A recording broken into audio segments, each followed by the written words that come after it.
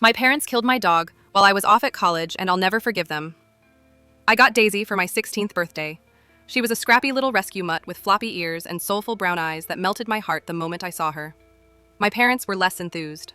My dad, in particular, made it clear. "She's your responsibility. She stays in your room and don't expect us to help." Whatever, she was mine, and I loved her with every fiber of my being. For 2 years, Daisy became my everything. She was there for late-night study sessions, heartbreaks, and celebrations. She'd wag her tail with boundless joy whenever I walked into the room, no matter how bad my day had been. But time doesn't stop, and soon college came calling. My dorm didn't allow pets, and I agonized over what to do.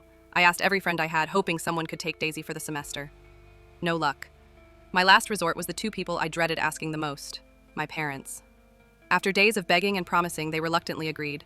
"Fine," my dad grumbled, "but don't expect us to get attached." I kissed Daisy goodbye with tears streaming down my face, promising her I'd be back soon.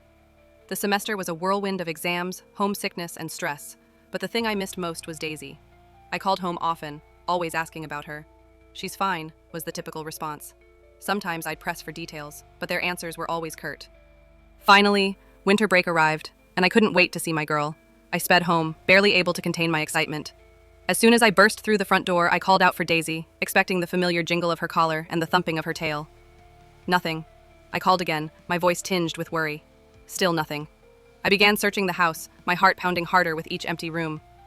When I reached the kitchen, I found my parents standing there, their faces somber. "Where's Daisy?" I asked, dread pooling in my stomach. My dad sighed. "We put her down." The world tilted. "You what?" I screamed, my voice cracking. "She was a hassle, and we told you from the beginning if you couldn't care for a dog, don't get one."